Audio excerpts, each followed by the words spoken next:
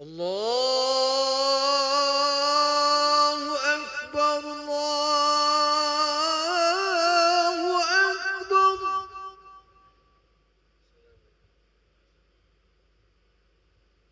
الله أكبر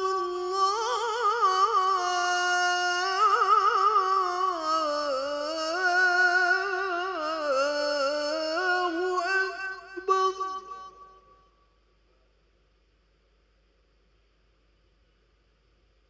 أشهد أن لا إله إلا الله.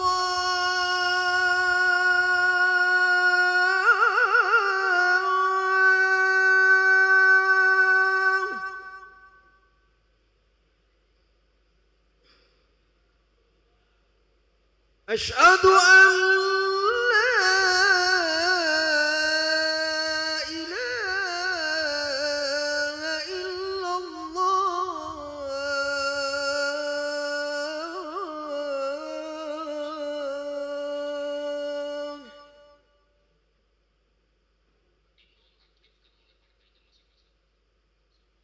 أشهد أن محمد رسول الله.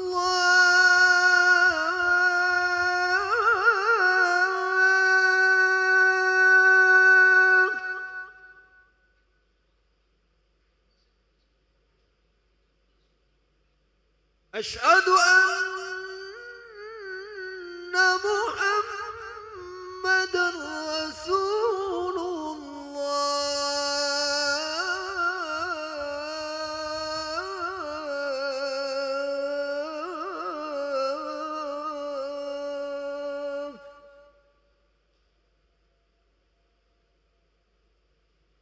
حي على الصلاة.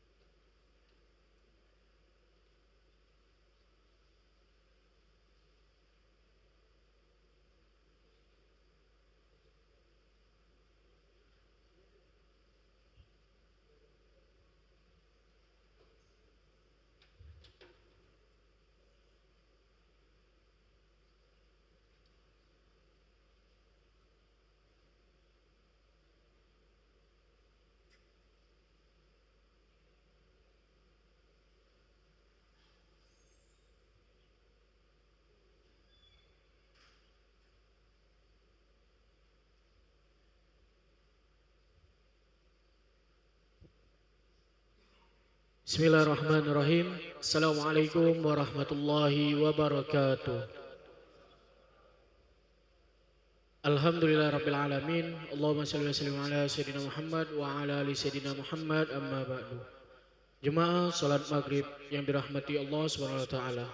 Kami ucapkan selamat datang, ahlan wa sahlan wa marhaban bihudirikum fil masjid Sultan Mahmud Badarudin Jaya Wikrama Palembang. Hari ini 3 September 2025 Masehi atau bersamaan pada tanggal 11 Rabiul Awal 1447 Hijriah. Mari kita bersama melaksanakan sholat maghrib berjamaah. Adapun selaku petugas pada hari ini, azan telah dikumandangkan oleh Al-Ustadz Amril Nurman SAG dan sholat akan diimami oleh Al-Ustadz Abdul Khair SSI Halafis. Dilanjutkan cawisan ba'da sholat maghrib bersama guru kita Al-Mukarram Al-Ustadz Kiai Haji Dr. Andes Saripudin Yakub MHI dengan pembahasan kitab Al-Fiqh Al-Islami wa Adilatuhu. Untuk ketertiban dan kenyamanan beribadah, jemaah diharapkan untuk tidak mengaktifkan handphonenya dan barang-barang milik jemaah harap dijaga sendiri atau dititipkan yang telah kami sediakan. Dan kami himbau kepada para jemaah untuk berniat iktikaf ketika memasuki masjid dan mengikuti rangkaian zikir dan doa setelah sholat bersama imam sampai selesai. Demikianlah harap dimaklumi. Atas perhatiannya, kami pengurus Masjid Sultan Mahmud Badarudin Jaya Wikrama Palembang mengucapkan terima kasih. Selamat menunaikan sholat maghrib berjamaah. Semoga Allah SWT menerima rangkaian ibadah kita. Amin amin ya rabbal alamin. Wassalamualaikum warahmatullahi wabarakatuh. Allahu Akbar, Allahu Akbar. Asyhadu an la ilaha illallah. Asyhadu anna Muhammadar Rasulullah. Hayya 'alas shalah. Hayya 'alal falah. قد قامت الصلاة قد قامت الصلاة الله أكبر الله أكبر لا إله إلا الله لا إله إلا الله سيدنا محمد رسول الله صلى الله عليه وسلم قامها الله أدمها ما دامت السماوات والأرض سووا صفوفكم فإن تسوية الصفوف من تمام الصلاة.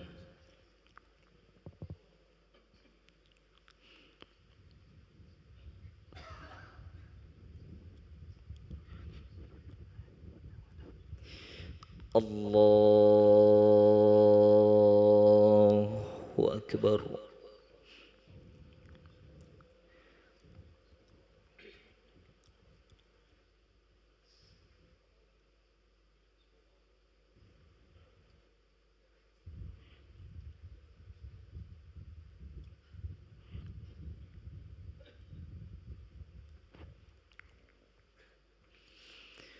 بسم الله الرحمن الرحيم. الحمد لله رب العالمين الرحمن الرحيم مالك يوم الدين إياك نعبد وإياك نستعين اهدنا الصراط المستقيم صراط الذين أنعمت عليهم غير المغضوب عليهم ولا الضالين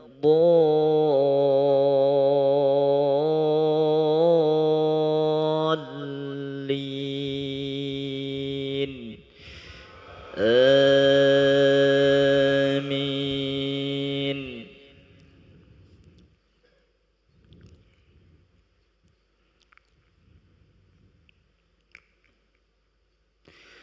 أم آتيناهم كتابا من قبله فهم به مستمسكون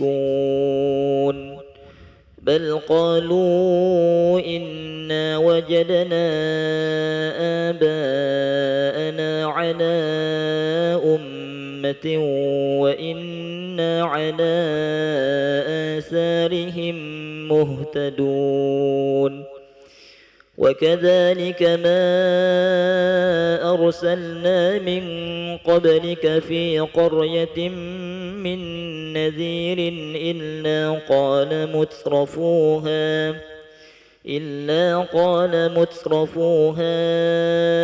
إنا وجدنا آباءنا على أمة وإنا على آثارهم مقتدون قال أولو جئتكم بأهدى مما وجدتم عليه آباءكم قالوا إنا بما أرسلتم به كافرون فانتقمنا منهم فانظر كيف كان عاقبة المكذبين وإذ قال إبراهيم لأبيه وقومه إنني براء مما تعبدون إلا الذي فطرني فإنه سيهدين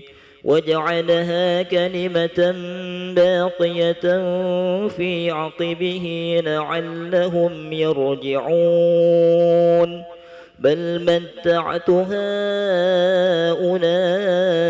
وآباءهم حتى جاءهم الحق ورسول مبين ولما جاءهم الحق قالوا هذا سحر وإنا به كافرون. الله أكبر.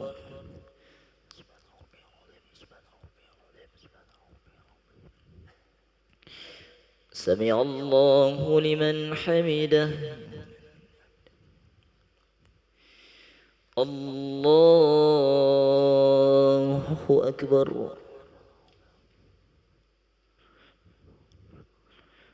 الله أكبر.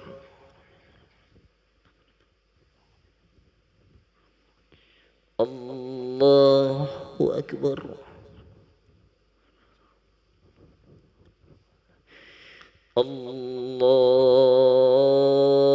الله أكبر.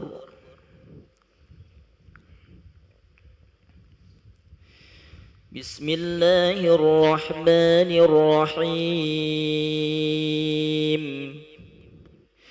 الحمد لله رب العالمين الرحمن الرحيم مالك يوم الدين إياك نعبد وإياك نستعين اهدنا الصراط المستقيم صراط الذين أنعمت عليهم غير المغضوب عليهم ولا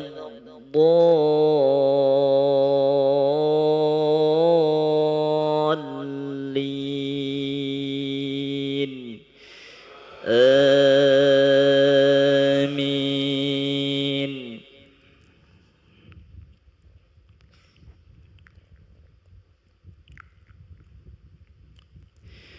وقالوا لولا نزل هذا القرآن على رجل من القريتين عظيم أهم يقسمون رحمة ربك نحن قسمنا بينهم معيشتهم في الحياة الدنيا ورفعنا بعضهم فوق بعض درجات ليتخذ بعضهم بعضا سخريا ورحمة ربك خير مما يجمعون ولولا أن يكون الناس أمة واحدة لجعلنا لمن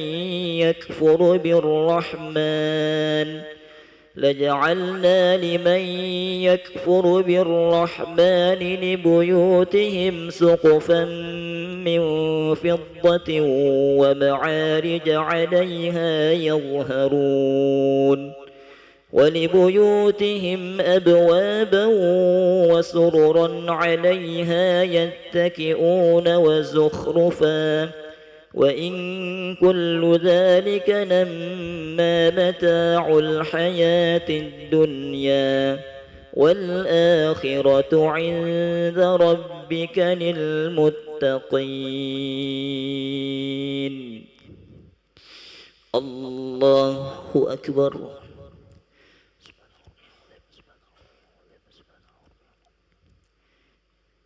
سمع الله لمن حمده.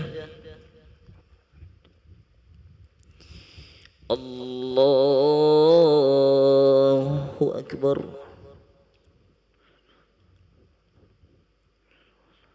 الله أكبر.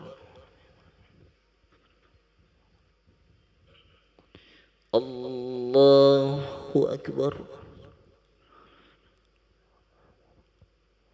الله أكبر.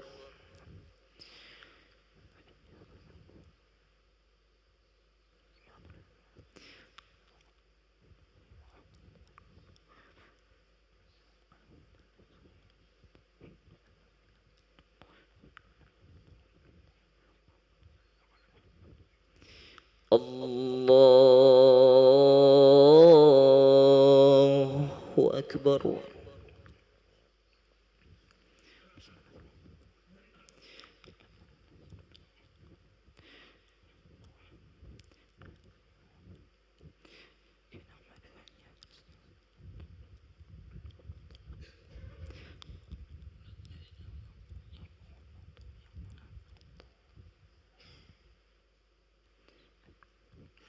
الله أكبر.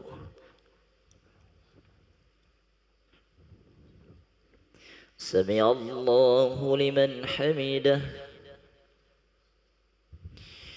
الله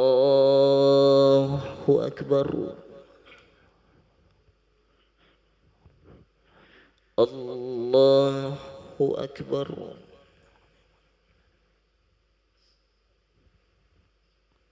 الله أكبر. الله أكبر.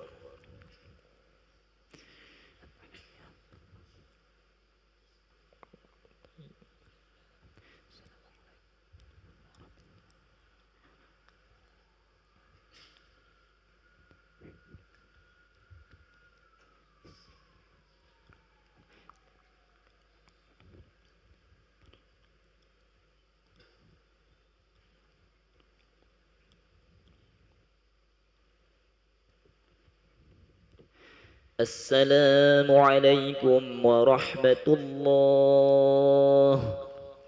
السلام عليكم ورحمة الله.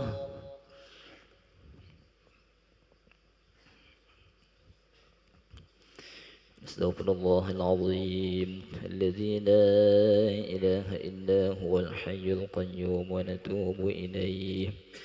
استغفر الله العظيم الذي لا إله إلا هو الحي القيوم ونتوب إليه. نستغفر الله العظيم الذي لا إله إلا هو الحي القيوم ونتوب إليه. لا إله إلا الله وحده لا شريك له، له الملك وله الحمد يحيي ويميت وهو على كل شيء قدير. لا إله إلا الله وحده لا شريك له، له الملك وله الحمد يحيي ويميت وهو على كل شيء قدير. لا إله إلا الله وحده لا شريك له، له الملك وله الحمد يحيي ويميت وهو على كل شيء قدير. لا إله إلا الله وحده لا شريك له، له الملك وله الحمد يحيي ويميت وهو على كل شيء قدير. لا إله إلا الله وحده لا شريك له، له الملك وله الحمد يحيي ويميت وهو على كل شيء قدير. لا إله إلا الله وحده لا شريك له، له الملك وله الحمد يحيي ويميت وهو على كل شيء قدير. لا إله إلا الله وحده لا شريك له، له الملك وله الحمد يحيي ويميت وهو على كل شيء قدير. لا إله إلا الله وحده لا شريك له، له الملك وله الحمد يحيي ويميت وهو على كل شيء قدير. لا إله إلا الله وحده لا شريك له، له الملك وله الحمد يحيي ويميت وهو على كل شيء قدير. لا إله إلا الله وحده لا شريك له، له الملك وله الحمد يحيي ويميت وهو على كل شيء قدير. اللهم أجرنا من النار، اللهم أجرنا من النار، اللهم أجرنا من النار، اللهم أجرنا من النار، اللهم أجرنا من النار، اللهم أجرنا من النار، اللهم أجرنا من النار سالمين. اللهم أنت السلام ومنك السلام وإليك يعود السلام، فحينا ربنا بالسلام وأدخلنا الجنة دار السلام. تباركت ربنا وتعاليت يا ذا الجلال والإكرام. أعوذ بالله من الشيطان الرجيم. بسم الله الرحمن الرحيم. الحمد لله رب العالمين، الرحمن الرحيم، مالك يوم الدين. إياك نعبد وإياك نستعين، اهدنا الصراط المستقيم، صراط الذين أنعمت عليهم غير المغضوب عليهم ولا الضالين، آمين. وإلهكم إله واحد لا إله إلا هو الرحمن الرحيم. الله لا إله إلا هو الحي القيوم، لا تأخذه سنة ولا نوم، له ما في السماوات وما في الأرض،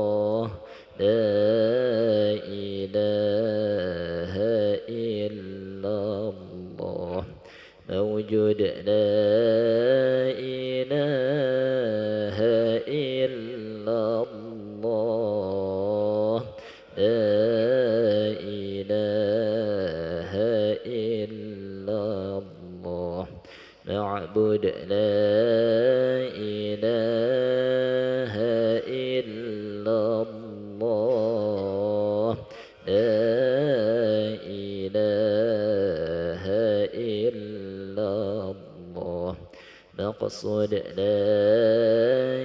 إله إلا الله لا إله إلا الله عظيم لا إله إلا الله دائم لا إله إلا الله لا إله إلا الله سيدنا محمد رسول الله صلى الله عليه وسلم كلمة حق عليها نحيا وعليها نموت وعليها بها نبعث إن شاء الله تعالى برحمة الله وكرمه من الآمنين إن الله وملائكته يصلون على النبي يا أيها الذين آمنوا صلوا عليه وسلموا تسليما أعوذ بالله من الشيطان الرجيم بسم الله الرحمن الرحيم الحمد لله رب العالمين والعاقبة للمتقين ولا عدوان إلا على الظالمين والصلاة والسلام على أشرف الأنبياء والمرسلين سيدنا ومولانا محمد وعلى آله وأصحابه أجمعين اللهم اغفر لنا ذنوبنا ولوالدينا وارحمهم كما ربونا صغارا ولجميع المؤمنين والمؤمنات والمسلمين والمسلمات الأحياء منهم الأموات برحمتك يا أرحم الراحمين اللهم أعنا على ذكرك وشكرك وحسن عبادتك اللهم أحسن عاقبتنا في الأمور كلها وأجرنا من خزي الدنيا وعذاب الآخرة اللهم إنا نسألك العفو والعافية والمعافاة الدائمة في الدين والدنيا والآخرة اللهم جملنا بالعافية والسلامة وحققنا بالتقوى والاستقامة وأعذنا من موجبات الندامة إنك سميع الدعاء اللهم اختم لنا بحسن الخاتمة ولا تختم علينا بسوء الخاتمة ربنا هب لنا من أزواجنا وذرياتنا قرة أعين واجعلنا للمتقين إماما ربنا آتنا في الدنيا حسنة وفي الآخرة حسنة وقنا عذاب النار صلى الله على سيدنا محمد النبي الأمي وعلى آله وصحبه وبارك وسلم والحمد لله رب العالمين الفاتحة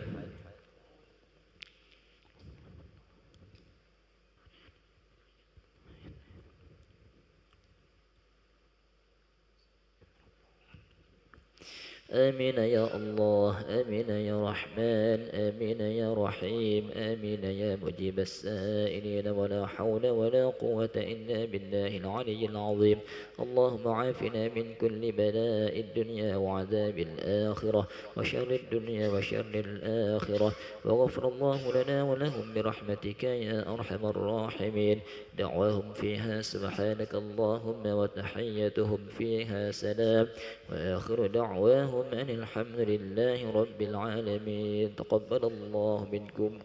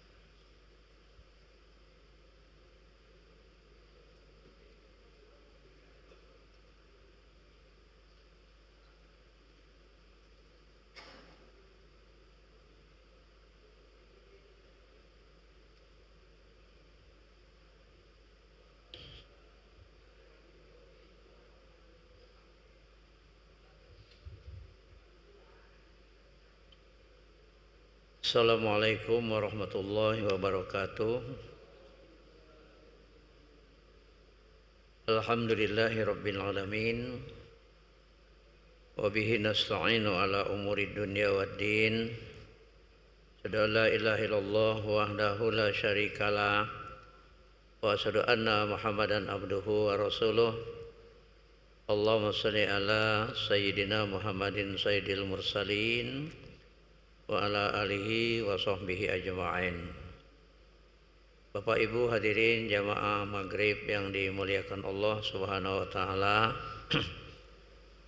Syukur alhamdulillah dengan izin dan ridho Allah kita dapat sholat berjamaah maghrib di masjid yang mulia ini, dan kita teruskan kaji kita. Kita meneruskan kajian sunat-sunat dalam sholat. Salawat dan salam semoga dilimpahkan buat junjungan kita Nabi Muhammad sallallahu alaihi wasallam beserta keluarga beliau, sahabat-sahabat beliau dan pengikut-pengikut beliau. Untuk barokahnya kaji kita ini, mari kita sama awali membaca umul kitab li hadhihi niyah wala kulli niyatin shalihah wa ila hadratin Nabil Mustafa Muhammad sallallahu alaihi wasallam. Al-Fatihah. A'udzu billahi minasyaitonir rajim. Bismillahirrahmanirrahim. Alhamdulillahirabbil alamin arrahmanir rahim maliki yaumiddin. Iyyaka na'budu wa iyyaka nasta'in. Ihdinas siratal mustaqim. Siratal ladzina an'amta 'alaihim ghairil maghdubi 'alaihim waladdallin. Amin. Sunat dalam salat kita sudah bahas. Ada yang sunat muakkad atau sunat abad, dan ada yang terkelompok dalam sunat hay'ah.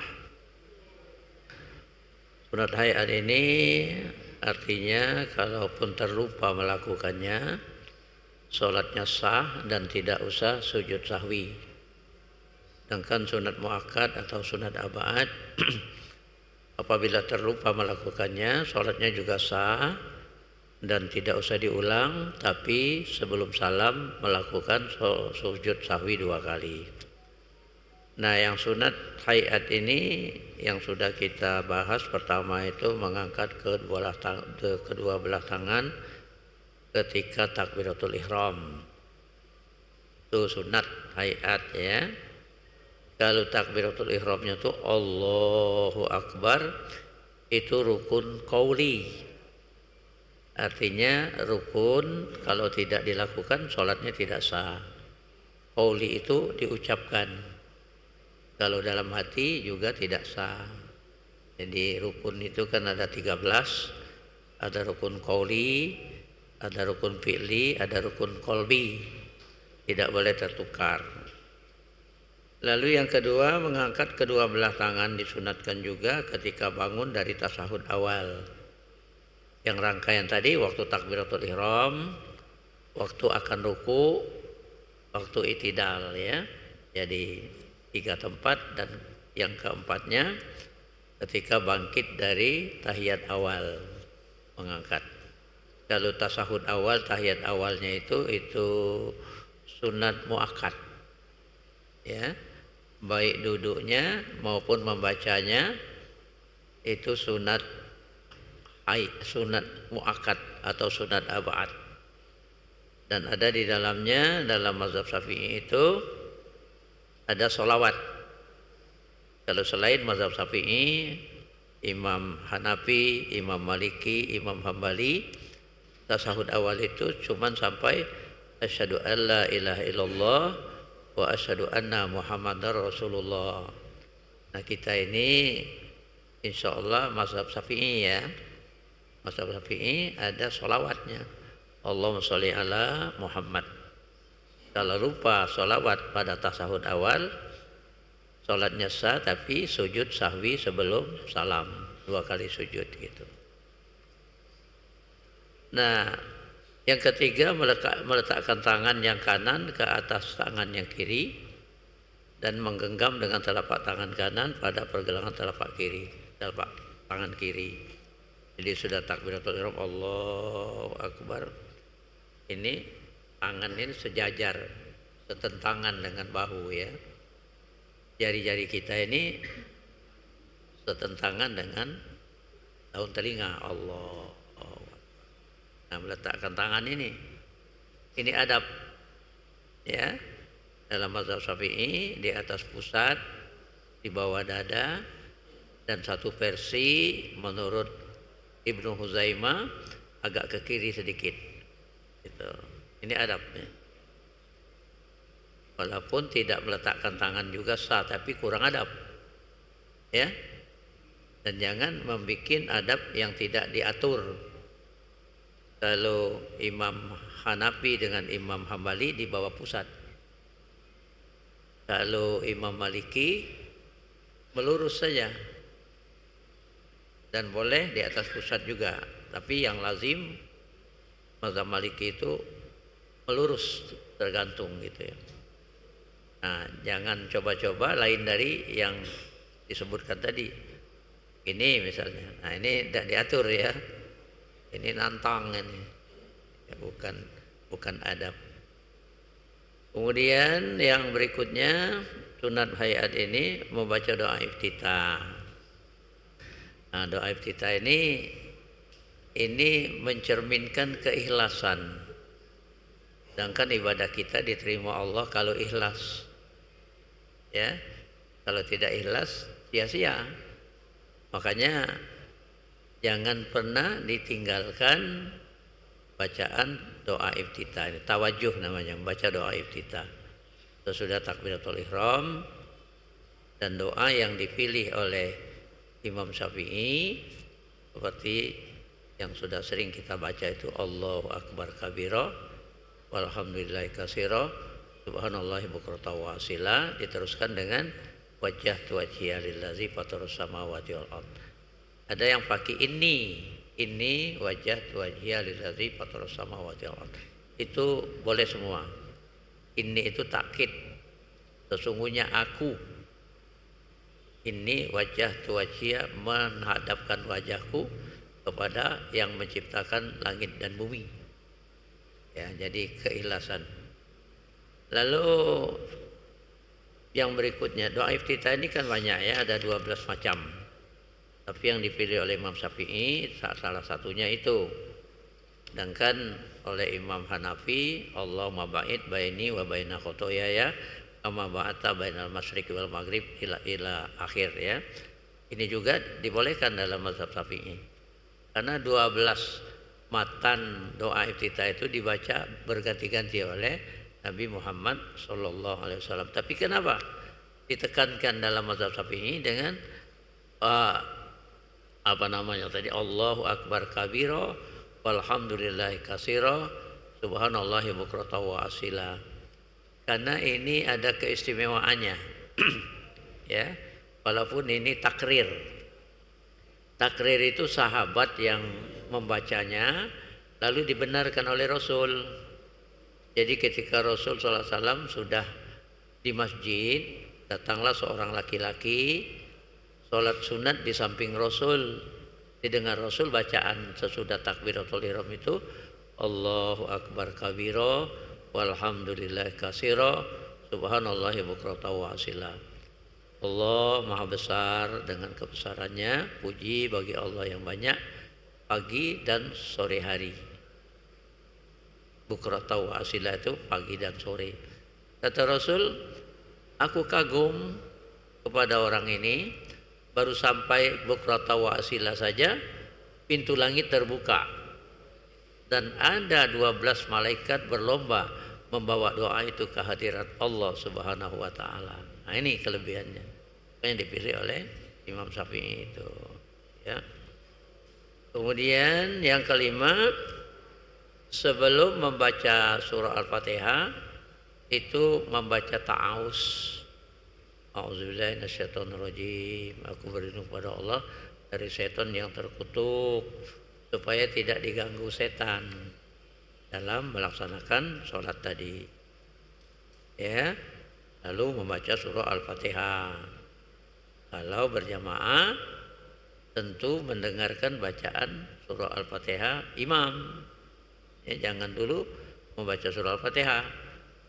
Sebab dalam surah Al-A'raf ayat 204 itu, a'udzubillahi minasyaitonir rajim, fa idza quri'al qur'anu fastami'u lahu wa ansitu la'allakum turhamun. Maka apabila dibacakan Al-Qur'an, nah ini dalam konteks sedang sholat ya, imam membaca Al-Qur'an. Al-Fatihah itu Quran kan? Nah, fastami'u lahu, dengarkan bacaan imam itu. Wa ansitu, diam dan perhatikan, la'allakum turhamun, supaya kamu memperoleh rahmat. Nah, jadi dengarkan dulu. Syukur dalam mendengar itu, memahami maknanya, lalu memahami juga bahwa itu dialog ya ketika imam membaca Al-Fatihah itu. Dan ketika kita nanti membaca Al-Fatihah sesudah imam itu dialog juga ya. Jadi ini untuk lebih khusyuk kita pahami. Dan Allah berfirman dalam hadis qudsi itu, usimatis shalah baini wa baina abdi nisfain wali abdi masa'ala. Kubagi dalam sholat ini antara aku dengan hambaku dua bagian. Wali abdi masa'ala, bagi hambaku dia memperoleh apa yang dia minta. Fa iza qala al-abdu, apabila hambaku mengatakan, mengucapkan alhamdulillahi rabbil alamin, puji bagi Allah Tuhan seluruh sekalian alam. Qala Allah, dijawab Allah, hamidani abdi, hambaku memujiku. Jadi dialog ya. Ketika hamba mengatakan ar-rahmanir rahim, yang pengasih dan penyayang, qala Allah asna alayya abdi, hambaku bersyukur kepadaku. Ketika hamba mengatakan maliki yaumiddin, yang memiliki hari pembalasan, qala Allah majadani abdi, hambaku berserah diri kepadaku. Dialog. Ketika hamba mengatakan iyyaka na'budu wa iyyaka nasta'in, padamu kami menyembah, padamu kami minta tolong, langsung dijawab Allah, azali abdi wali abdi masalah. Ini bagi hambaku memperoleh apa yang dia minta. Nah jadi perlu slow ya, tumaknina, tenang, jangan terburu-buru. Ini ada di WA ini, orang sholat kecepatannya 120 km per jam ya. Tak keruan lagi cara baca Fatihahnya. Jadi apa yang dicari? Ada yang 130 km per jam. Inilah kan yang sholat tarawih di Blitar itu 23 rakaat 7 menit. Coba. Ya. Dalam kajian itu tidak sah karena tidak tumaknina. Tumaknina itu kan tenang. Makanya ketika iyyaka na'budu wa iyyaka nasta'in, padamu kami menyembah, padamu kami minta tolong, langsung dari Allah, hadzali abdi wali abdi masa'ala. Ini bagi hambaku memperoleh apa yang dia minta. Apa yang kita minta? Ihdinas siratal mustaqim, tunjuki kami jalan yang lurus. Belum dijawab Allah. Siratal ladzina an'amta alaihim, jalan yang telah engkau berikan nikmat kepada mereka. Siapa yang telah diberi nikmat pada mereka itu? Minan nabiyyin wasiddiqin wasuhada wasolihin. Tuh. Ghairil maghdubi alaihim, bukan yang kau murkai. Siapa yang dimurkai Allah itu? Kata Rasul, yang dimurkai Allah itu Yahudi. Karena Yahudi tidak mengakui Nabi Isa dan Nabi Muhammad sallallahu alaihi wasallam. Ya, waladhdallin, dan bukan pula jalan yang sesat. Siapa yang sesat itu? Menurut Rasulullah SAW itu orang Nasrani. Kan Allah nyatakan laqad kafaral ladzina qalu innallaha wal masihu ibnu maryam. Sungguh kafirlah mereka yang mengatakan bahwa Tuhan itu adalah Isa ibnu Maryam. Itu. Baru dijawab Allah sudah waladhdallin itu. Hadzali abdi wali abdi masa'ala, ini bagi hambaku dan hambaku memperoleh apa yang dia minta. Nah, setelah imam mengucapkan waladhdallin, imam juga mengucapkan amin, kita juga mengiringi amin. Nah, jangan mendahului imam ya, kan kata Rasul, iza amanil imam fa aminu. Apabila imam mengucapkan amin, maka ucapkanlah amin. Jadi imam mengucapkan amin, makmum mengucapkan amin. Tapi Imam Maliki hadis yang satunya ya, fa iza qala al-imam ghairil maghdubi alaihim waladdallin fa qulu amin. Apabila imam mengucapkan ghairil maghdubi alaihim waladdallin amin, ucapkanlah amin. Jadi yang mengucapkan amin itu hanya makmum. Kalau Imam Maliki ya, imam tidak mengucapkan amin. Nah, setelah Al-Fatihah imam mengucapkan amin, kita juga mengucapkan amin. Maka kita masing-masing jamaah membaca surah Al-Fatihah secara adeng, sir ya.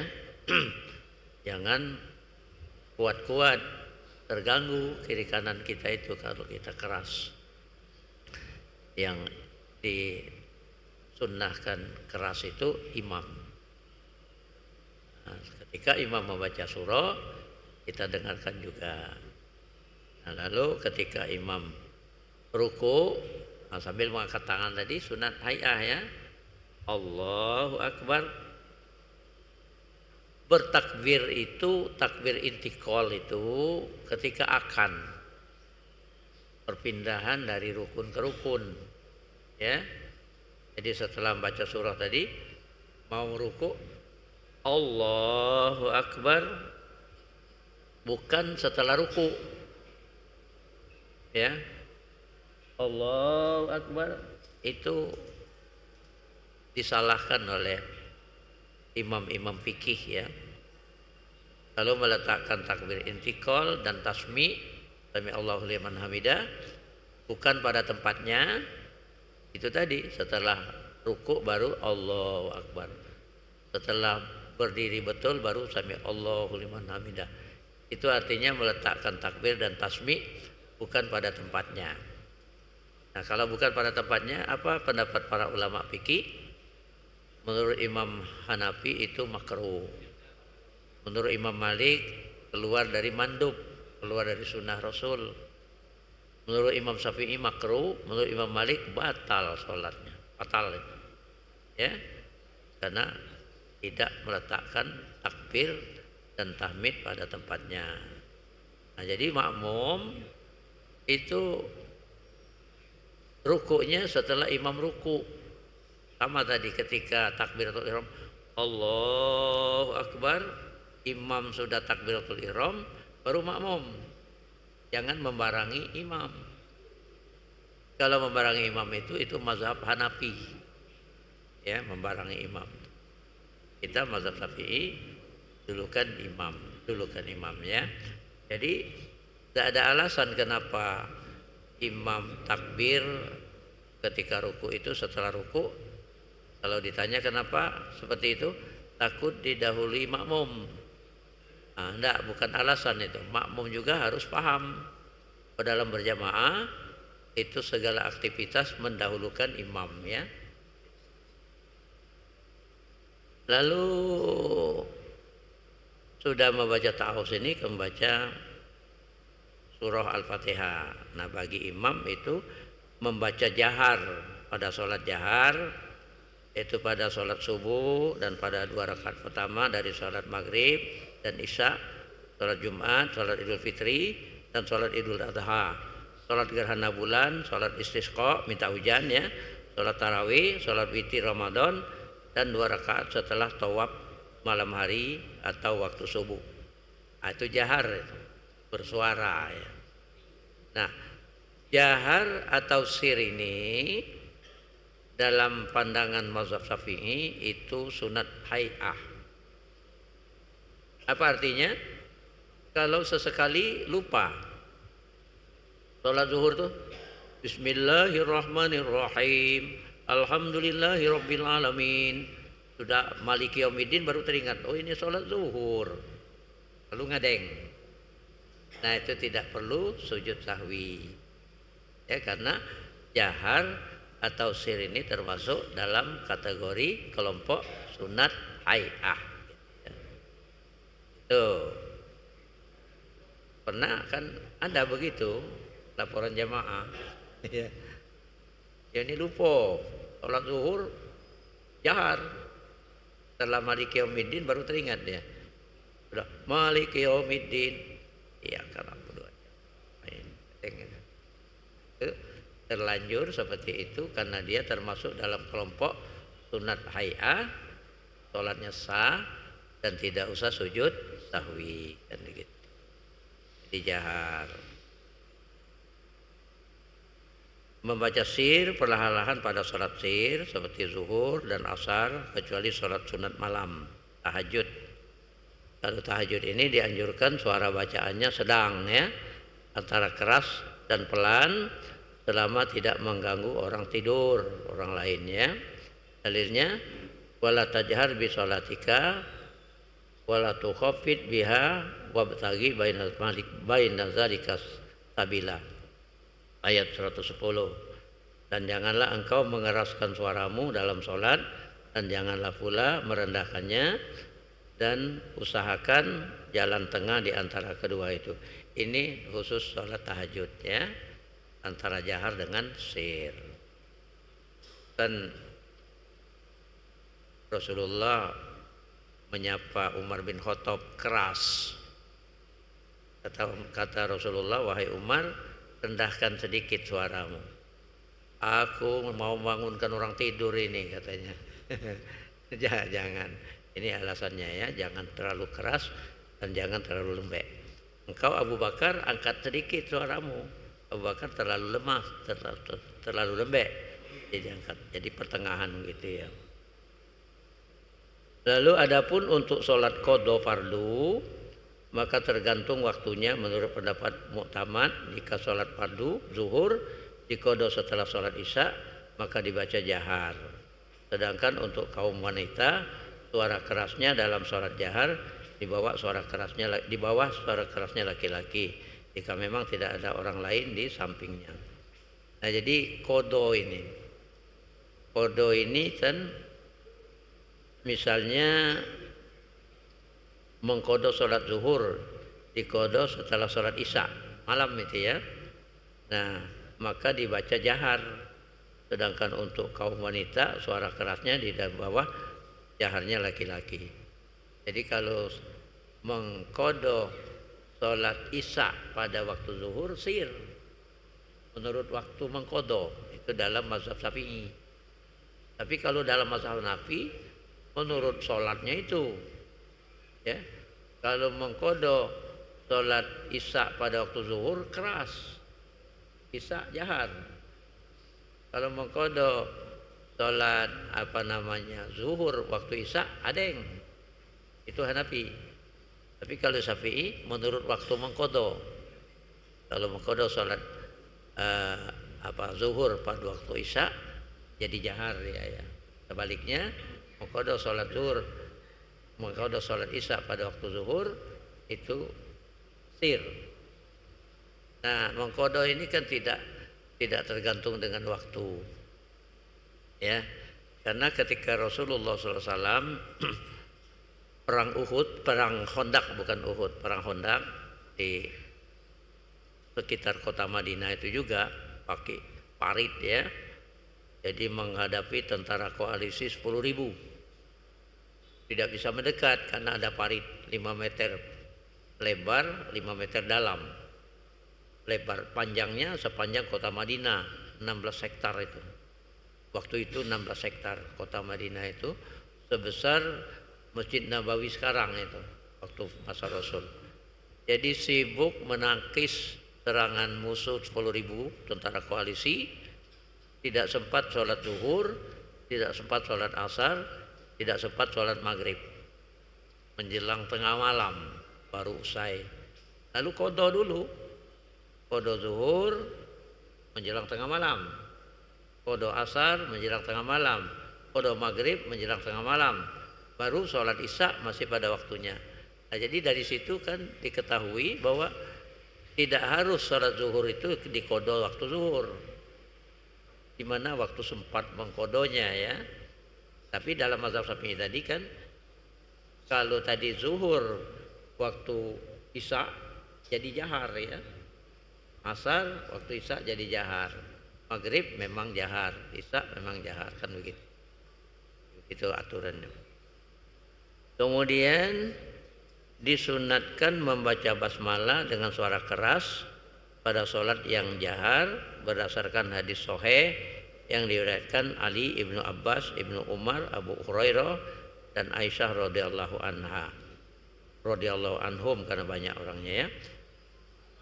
Bahwa Rasulullah SAW selalu membaca jahar pada sholat-sholat yang beliau lakukan. Tidak disunatkan membaca doa iftitah atau dengan keras di dalam mengerjakan sholat jahar. Begitu juga membaca ta'awuz. Jadi ini terkelompok dalam sunat hayat ya. Jadi membaca basmalah itu kalau sholat jahar dijaharkan cara Rasul. Makanya kan ada perbedaan pendapat di kalangan ulama fikih. Kalau Imam Hambali membaca basmalah itu sir. Membaca basmalah itu sir ya. Artinya kan tadi sudah dijelaskan sir dengan jahar itu sunat hay'ah. Jadi kalau sesekali terlanjur membaca sir, mazhab Syafi'i sah juga dan tidak usah sujud sahwi. Gitu ya. Sebaliknya kalau mazhab Hambali sesekali membaca jahar, nah itu dalam mazhab Syafi'i sah salatnya, tidak usah sujud sahwi. Membaca doa iftitah tadi sir juga ya. Kalau sesekali terbaca keras, salatnya sah dan tidak usah sujud sahwi. Kemudian disunatkan membaca amin dengan suara pendek, sesuai dengan sabda Nabi Muhammad SAW. Iza qolal imamu ghairil maghdubi alaihim waladdallin faqulu amin ya. Kemudian man yu'afiku qauluhul malaika ghufira lahu ma taqaddama min dzambi, rawahul Bukhari wal Muslim.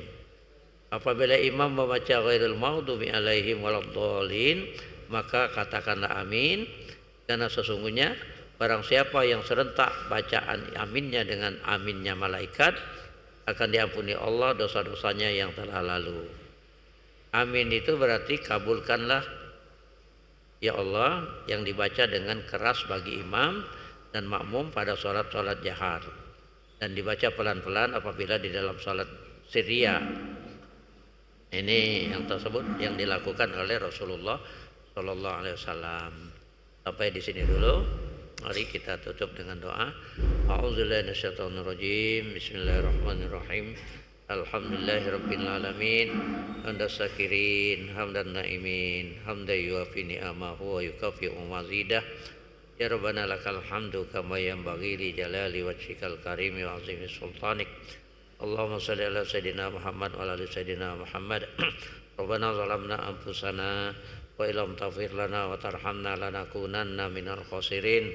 Rabbana ighfir lana dzunubana wa liwalidina warhamhum kama rabbawna shighara wa li jami'il muslimina wal muslimat wal mu'minina wal mu'minat al ahya'i minhum wal amwat bi rahmatika ya arhamar rahimin. Allahumma ahrijna min zulumatil wahmi wa akrimna binuril fahmi waftah alaina bi ma'rifatil ilmi wasahhil lana abwaaba fadlika ya arhamar rahimin.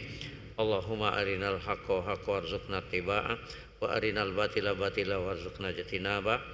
Allahumma ja'al jam'ana hadza jam'an marhuma wa tafarraqana min ba'dihi tafarraqan ma'suma. Rabbana hab lana min azwajina wa dzurriyyatina qurrata a'yuni waj'alna lil muttaqina imama. Rabbana atina min ladunka rahmatan wa hayyi' lana min amrina rasada. Rabbana atina fid dunya hasanah wa fil akhirati hasanatan wa qina adzabannar wa adkhilnal jannata ma'al abrar ya aziz ya ghaffar ya rabbal alamin. Wa sallallahu ala sayyidina Muhammadin nabiyil ummi wa ala alihi wa sahbihi ajmain. Subhana rabbika rabbil izzati amma yasifun wa salamun alal mursalin walhamdulillahi rabbil alamin. Taqabbalallahu minkum.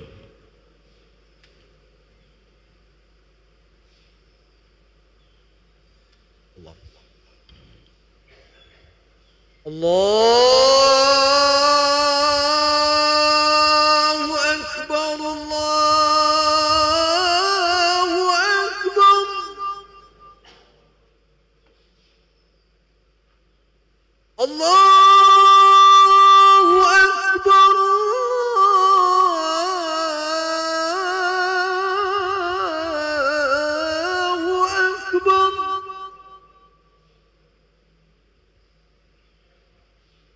أشهد أن لا إله إلا الله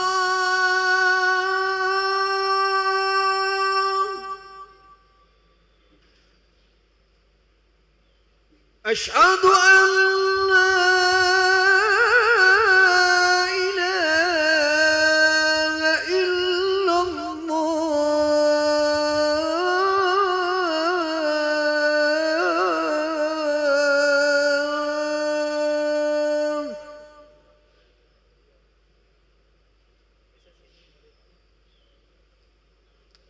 أشهد أن محمد رسول الله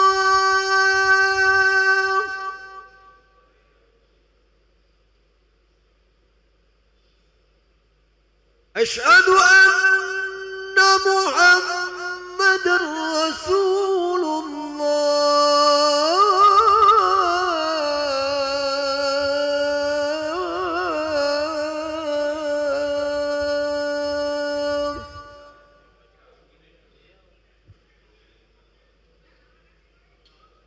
حي على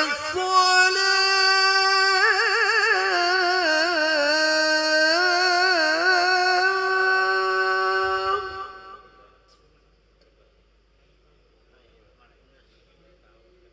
حي على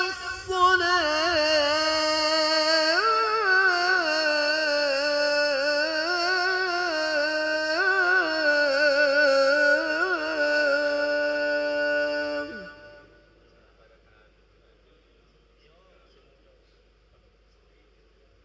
حي على الفلاح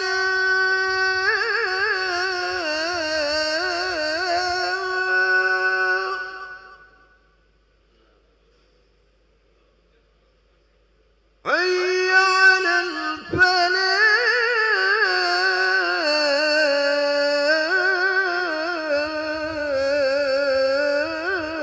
الفلاح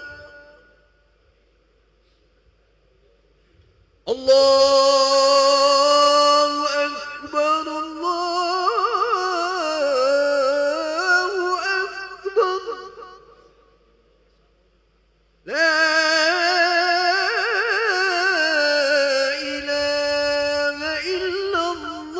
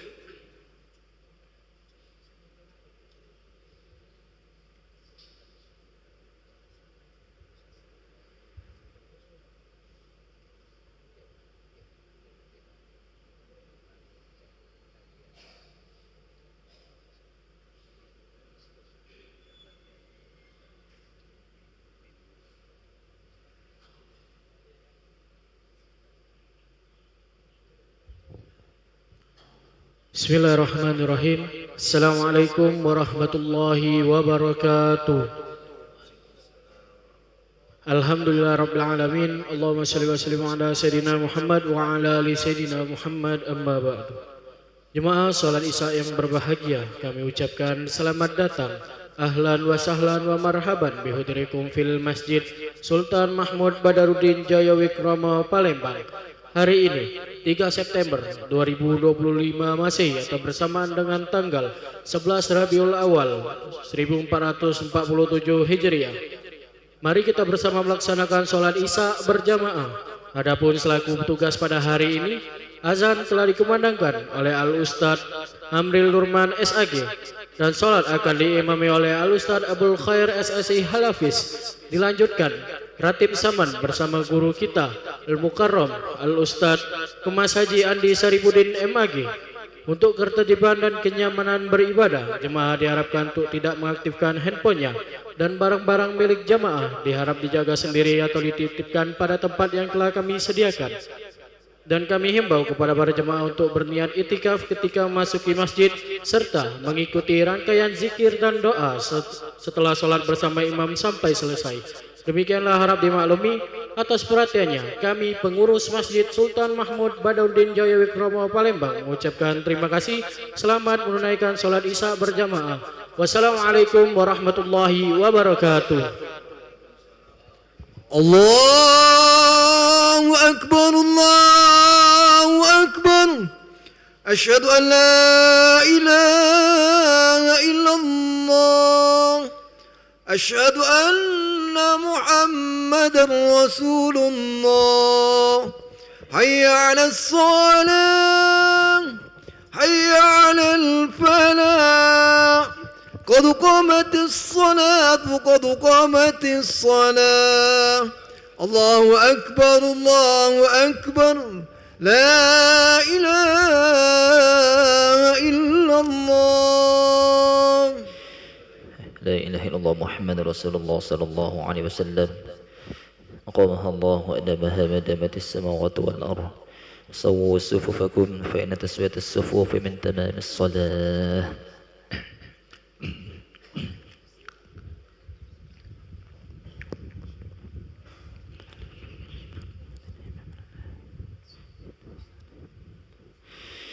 الله أكبر.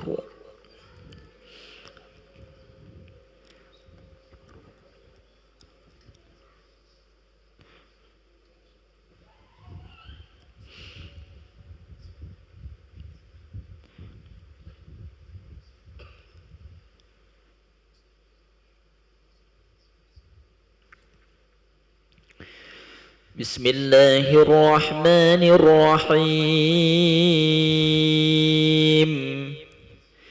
الحمد لله رب العالمين الرحمن الرحيم مالك يوم الدين إياك نعبد وإياك نستعين اهدنا الصراط المستقيم صراط الذين أنعمت عليهم غير المغضوب عليهم ولا الضالين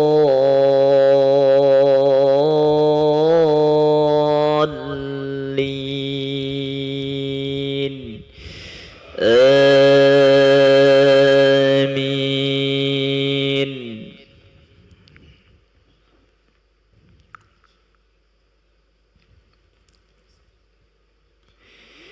ومن يعش عن ذكر الرحمن نقيض له شيطانا فهو له قرين وإنهم ليصدونهم عن السبيل ويحسبون أنهم مهتدون حتى إذا جاء لنا قال يا ليت بيني وبينك بعد المشرقين فبئس القرين ولن ينفعكم اليوم إذ ظلمتم أنكم في العذاب مشتركون أفأنت تسمع الصم أو تهدي العمي ومن كان في ضلال مبين فإما نذهبن بك فإنا منهم منتقمون أو نرينك الذي وعدناهم فإنا عليهم مقتدرون فاستمسك بالذي أوحي إليك إنك على صراط مستقيم وإنه لذكر لك ولقومك وسوف تسألون واسأل من أرسلنا من قبلك من رسلنا أجعلنا من دون الرحمن آلهة يعبدون الله أكبر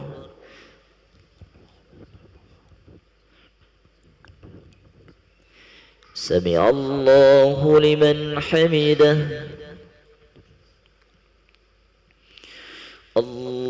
الله أكبر الله أكبر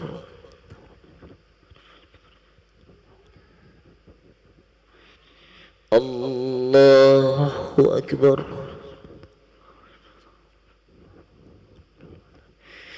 الله أكبر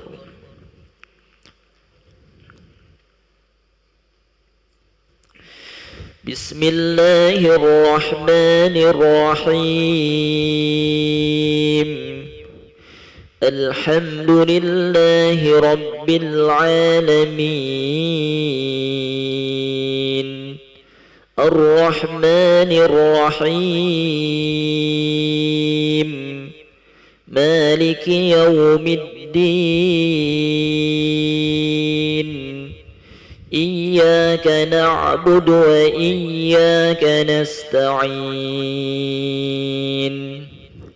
اهدنا الصراط المستقيم صراط الذين أنعمت عليهم غير المغضوب عليهم ولا الضالين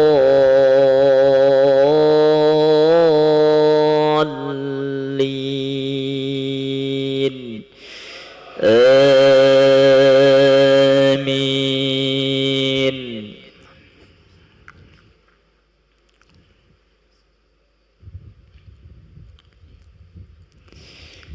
ولقد أرسلنا موسى بآياتنا إلى فرعون وملئه فقال إني رسول رب العالمين فلما جاءهم بآياتنا إذا هم منها يضحكون وما نريهم من آية إلا هي أكبر من أختها وأخذناهم بالعذاب لعلهم يرجعون وقالوا يا أيها الساحر ادع لنا ربك بما عهد عندك إننا لمهتدون فلما كشفنا عنهم العذاب إذا هم ينكثون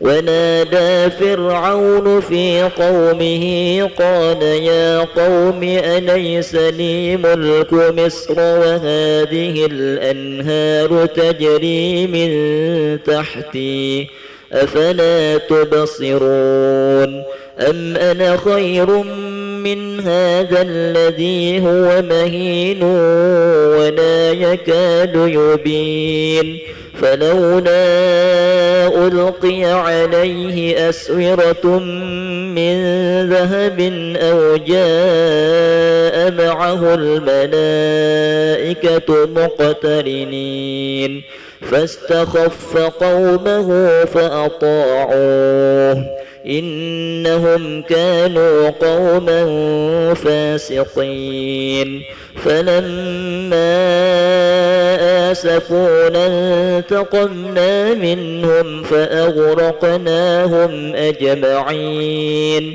فجعلناهم سلفا ومثلا للآخرين. الله أكبر.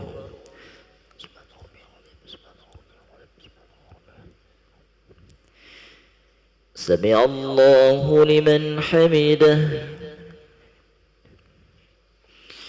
الله أكبر. الله أكبر.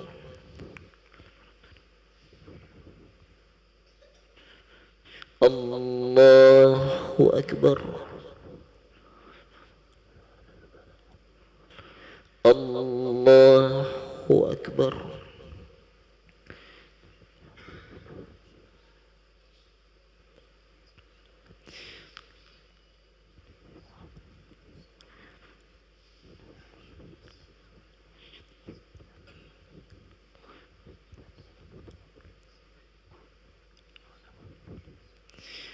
الله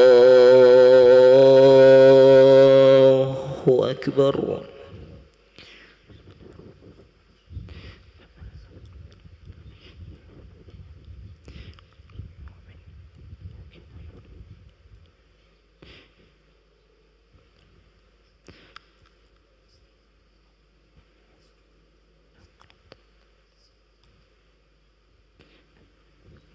الله أكبر.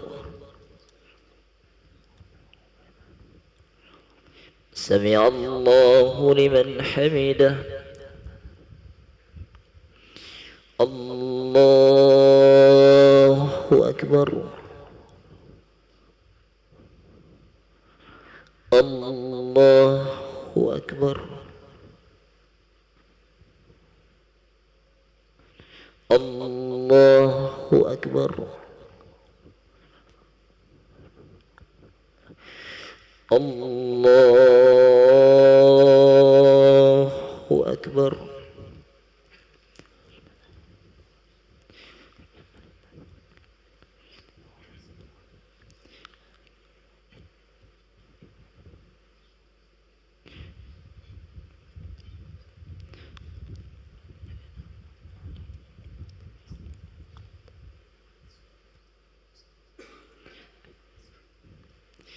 الله أكبر. سمع الله لمن حمده. الله أكبر. الله أكبر.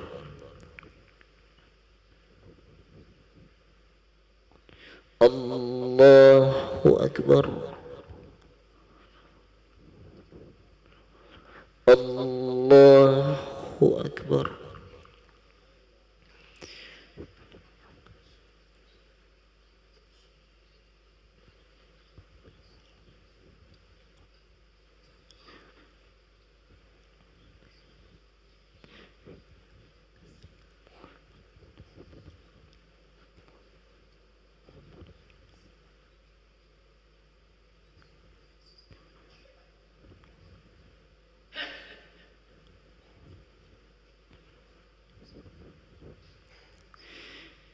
السلام عليكم ورحمة الله.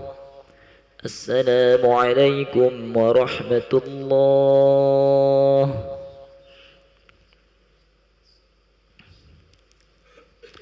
أستغفر الله العظيم الذي لا إله إلا هو الحي القيوم ونتوب إليه. أستغفر الله العظيم الذي لا إله إلا هو الحي القيوم ونتوب إليه. أستغفر الله العظيم الذي لا إله إلا هو الحي القيوم ونتوب إليه.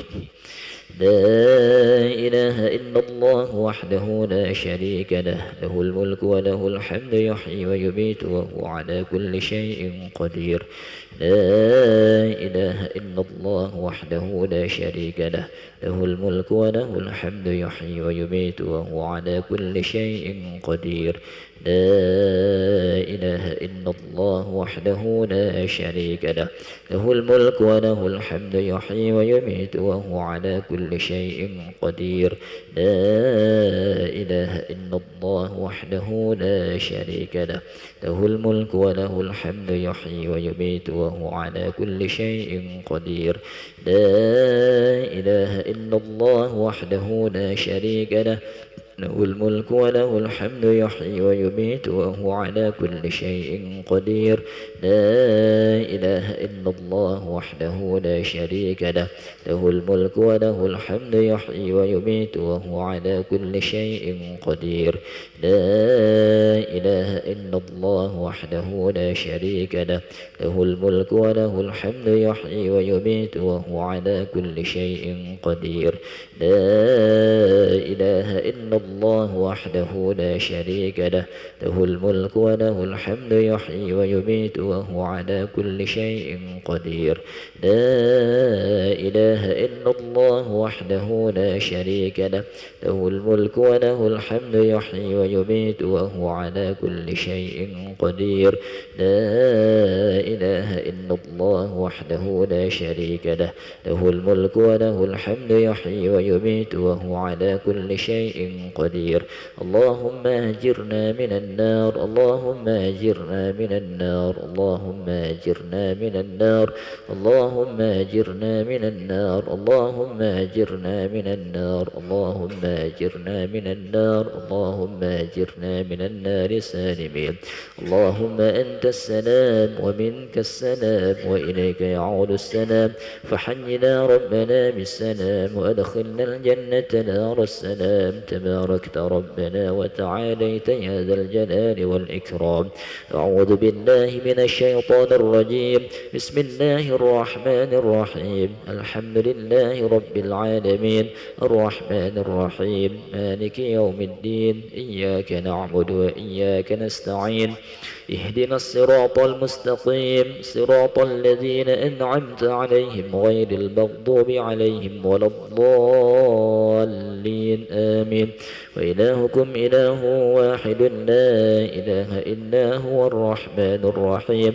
الله لا إله إلا هو الحي القيوم، لا تأخذه سنة ولا نوم، له ما في السماوات وما في الأرض. من ذا الذي يشفع عنده إلا بإذنه، يعلم ما بين أيديهم وما خلفهم، ولا يحيطون بشيء من علمه إلا بما شاء. وسع كرسيه السماوات والأرض ولا يؤوده حفظهما وهو العلي العظيم. بسم الله الرحمن الرحيم. قل هو الله أحد، الله الصمد، لم يلد ولم يولد ولم يكن له كفوا أحد.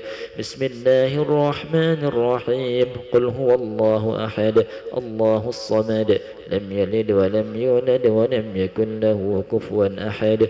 بسم الله الرحمن الرحيم. قل هو الله أحد، الله الصمد، لم يلد ولم يولد ولم يكن له كفوا أحد. إلهي يا ربي يا ربنا يا معبود، سبحان الله